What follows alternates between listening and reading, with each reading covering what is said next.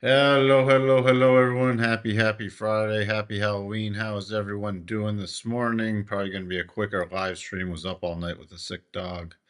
Not enough coffee will help this today. So, good morning, Sterling. Thank you for putting in the earnings. I didn't see Apple in there, Sterling. Good morning, John. Good morning, Patrick. Happy Halloween to you. I can barely talk this morning. Good morning, OD Green. Good morning, Heinrich. Yay, Reddit. Stock up almost 12%. Good morning, Mark. Good morning, Christoph. Good morning, Royal Palms. Coinbase up 3.41% after its pullback. Good morning, Jacob. Good morning, Anissa. Rick says boo. All right. Well, if you were short any tech stocks, you would be saying boo hoo. Uh, we had Apple and Amazon. Apple was up pretty decent after hours, pulled back a little, but man, I can't believe it. iPhone sales down in China. Their earnings were decent, but not at a PE of 41 going into earnings. They were up a huge PE of 41. Good morning, Daniel. Why does that jump around? MicroStrategies, the only thing that's making them money is they have no other business besides buying Bitcoin. Good morning, Daniel. Good morning, Martinez. There you go. Apple now only up 2.23. It was up a lot bigger last night. I guess people finally realize it after looking at the numbers. So we got, again, government shutdown continues, day 31. We got Logan Bossack Hammock speaking. And you got the Chicago PMI numbers. So very quiet day. Heat map so far is buy all the mega caps. Buy all the mega caps, especially Amazon up 13%. So the buy the dip crowd, buy everything is back. Consumer cyclical, technology and comm services leading. Everything else flat to negative. Fed Watch has 66.6. Hey Roscoe, you got to stop snoring, big guy. For the December rate cut, so all the way back down to 66%. Fear and greed still in fear mode. Schiller PE 4074 with yesterday's little pullback. We had Exxon and Chevron were the two biggies this morning beating. That's really about it. So that wraps up our earnings for the week. Good morning, Andrea. All right. So the doubles did not trigger on the 4-hour to daily basis. Coming back down, hitting the 50 on the 4-hour, running smack dab into the daily rotation zone and bouncing. The NASDAQ one's technically over. This one did not hit the first. Hold on 1 second, guys. Hold on. Ross. Okay, come on, big puppy. All right. Boy, the loudest snoring dog ever. Okay. Sorry about that. So this one's technically not over, but it's over in my book because it came almost close enough. I mean, so I'm again, these were for pullback moves early only. Sorry, I can't speak. I've been up all night. Did Exxon miss on revenue? Chevron ABBV. Oh boy, I'm out of it this morning. All right, sorry about the crappy live stream. So these, if we do come back down, just gonna keep watching the area of yesterday's low for support. If it breaks that, we'll be watching. We still have a gap fill left behind back to the 24th with we had the breakaway gap right there. So that's about it. If we do rally today, which we may well rally, 69.30 area is my first target back at the harmonic where we spiked above multiple times but can't sustain. Yeah, there we go. Chevron beat. Above that, If we were to take out the highs, the new little minor levels for today would be 69.65, 69.77. The next major level going into next week is 7,000. We still got a major magnet towards 7,000. NASDAQ, NASDAQ did hit the first target, by the way. It did trigger on the 1 hour, but didn't follow through on the 4 or the daily, and spiked above the 75. So that is technically off the table. If we come back down, going to be looking at yesterday's low area, actually about 25,950, and then yesterday's low area 25,850 are the two keys. If we were to break that, and that goes for next week too, we still have a gap left behind. Other than that, keeping a very close eye on this 26,270 area for any first target on a rally, then 26,400. If we were to take out 26,400, the levels for today, 26,467, and then 26,535 area. The Dow. I wanted to show something here. This is a good little lesson. Why can this still qualify for a triple top? I mean, for a double top, not a triple top. Because over here, you see we had a potential double, but this spiked above the invalidation point. So this was not a double anymore. This is set up for a new double. Okay, because this was an invalidated double, so this can be a new double. It has not confirmed or triggered yet. Now, if we rotate back up, we'll definitely have a multi-top area, and the double would be off the table. But going to keep an eye. There's still technically a weak double in place against the rotation zone. It needs a 4-hour close below 47,550. And it is against the rotation zone. And by the way, we don't use a 25% harmonic extension for doubles, but that lines up really nice with the gap fill. So any breakout down, that would be my first target anyways. First level on any rally for me is 47,885, and then it's right near this harmonic area. I forgot to update this. So right near this harmonic area. For the next target again, 48,125. You're welcome, OD Green. Russell, coming back down into the key support area. If we sell off this 2463, other than that, key resistance 2500. Don't do anything silly on the Friday. Still have a weak potential double bottom. That's the only thing that could get me shorting stuff in this kind of market because it's still buy everything. The DAX, testing a very key support zone. So going to be watching if this holds for a possible setup next week. If we break below 24K, I'm watching back to, there's still a gap fill. Back to the 17th, Friday the 17th of 23,945. The notes, close below 62.5, finding some minor support down here at the key 112.18 area. On any bounce, I'm still watching for this to roll over now to 112.13.5. We're still overall in a massive consolidation pattern, and we do have, if this were to trigger, then I would then shift into notes going down for a while. We'll be out of the way of the weekly rotation zone too. So keep an eye on this note play over the next bit. If this double top were to trigger on a weekly basis. All right. The yields don't have a double bottom on a weekly basis because this spiked below the 25%. So that does not mean if that double top triggers in the note futures, I'll still be watching for a continued rally in the yields. The yields selling out at the 50, still a minor target left here. I was looking at the 50 for the target from this double. 41, 411. If we get through that, it's 414, 415 areas, next key targets for me.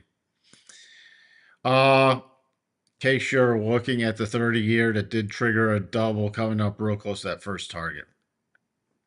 Crude, breaking above a key resistance level. For me, this is very scalpy and crude. I'm now watching right to see if we get into above around 61.85, which would set up a potential double top. Other than that, what else do we have? Gold. Watching this closely this morning. We have the confirmed double, but not yet triggered on the 4-hour basis.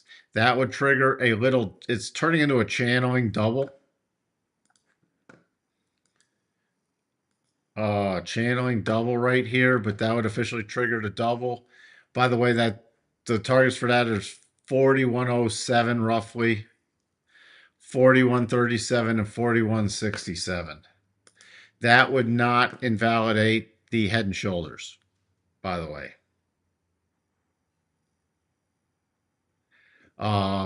So that's where that sits. Silver, not much. We still the percent beat buy, not much follow through. Again, my key target coming up against the last little minor daily resistance, but my still target is 49.64 with a raising stop. In copper, it went below the neckline, but consolidated rather than breakout, so I stayed.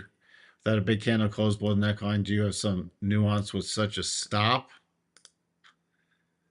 Again, this was not a head and shoulders. This was a double that I was watching. A double that just now, again, triggered on the daily, but I'm watching the bottom of the rotation zone. And for my longer term stop is this 50 in the trend line. Why? Because we still have an up moving copper pattern. So this was not being used. This was just looking for the bigger pullback again, which would have not, and we still might get the bigger pullback because this little double's triggered on the 4-hour. But look where that pulls back to. This is my key stop area. This could pull back and then bounce again. So I don't want to stop out copper. And if this trend line's broken, yeah.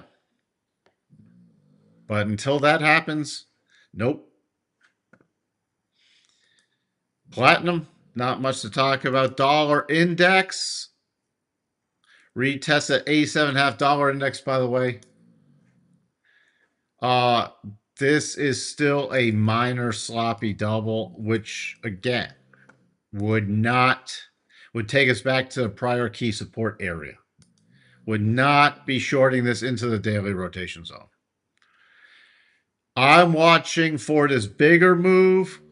From the highs back in May to the lows. We have a 62.5% harmonic just above here. That's what I'm still looking for to shift the probabilities higher, and then the potential trigger of the massive weekly double.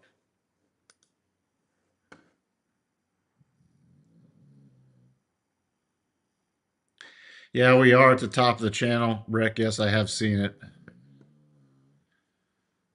The yen also setting up a little minor potential double top. Don't even need to put that on there. The spiders. Here's the channel that Rick, there's an upward sloping channel here. And we've actually pushed through it slightly. Depending on where you draw it from. But we're at the upper end of all these highs. So, does that mean we're done?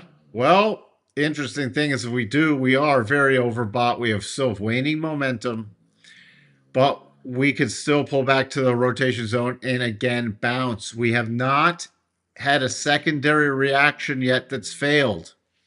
We have not had a secondary reaction that's failed.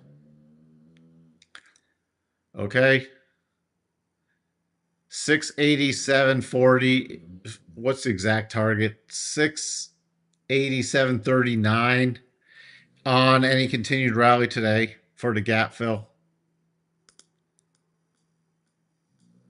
Then we'd have the all-time highs. And by the way, this, because it's a pausing bar, the next minor targets, if we were to take out this high, even going into next week, as long as we don't take out yesterday's low, the minor levels are 690.93, 692.17.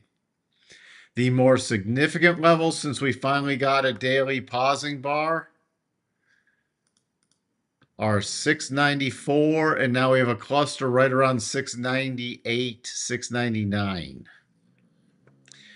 So we finally got a pausing bar. Same thing for the Qs. There's still a gap left behind to 635.77. So on the rally, that's the target. That's the first target for today. And then on a breakout, you have 638.39 and then a cluster right between 639.50 to 639.75. Since we got a pausing bar, we can update these harmonics also. And now we have 643 and 649 should the rally continue. Good morning, Legion Reaver. LNGX began trading yesterday. Any thoughts on establishing a core position on a new ETF, hoping it behaves? I haven't researched it enough. Again, I can't do any analysis. This is when it has to all be fundamental on the, and this is natty gas. So you have to use really the futures, and I have to see how this is structured. Because some of these ETFs are not structured that well. So I cannot comment on that yet. But natty gas is finally, you had the roll gap, and now it's overbought. So I'm looking for pullbacks again for potential long play bounce plays now. All right, let's see what else. Oh, I didn't update these. If you want, since we do have a pausing bar here, if you want the next, did I put those on there? Yeah, I did. So the harmonics are in place. Should we continue the rally in the S&P? 7,000 and 7,060, we have a cluster. Amazon saved the market due to their web services, AWS. Amazon, we do have the harmonics up here. The next harmonic was 252.66, opening right around that, slightly higher than that. Above there, the next is 262.81. If this were to continue, the longer term harmonics are roughly, come on, are roughly, we have the cluster. Hold on, let me just see something here. Yeah, we look at this cluster right here. 262.66 is a real big cluster area, then 282.79. See this one, you see the green behind it, so that's already, we have a major cluster there, so that's a very nice target on a continued rally. With that, I gotta run. Again, no sleep, so I'm not gonna do stupid today. Good morning, Ted. Thank you for tuning in. With that, I will be back for Monday. Hope everyone has a wonderful Halloween, a wonderful trading day, and a wonderful fall weekend heading into the Thanksgiving season. Oh, by the way, for overseas people, remember this Sunday, USA changes time. I don't change time because Arizona is a sane state and sticks on the same time all year. Everybody else, well, there are a couple minor places that stay on the same time all year too, but most places change time.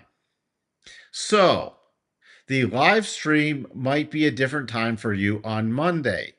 It will be the same time for everybody who changes time. It will technically be a different time for me since it shifts by an hour since I don't change time. So keep that in mind going into next week. All right. Depending if you don't change time, then in your country, along with the USA, and a lot of countries don't change them this weekend, you might have already changed it or you might not have changed it yet. Then you will have to change your time for the live stream next week. With that, you are welcome, Anissa. I will talk to everybody on Monday. Bye for now.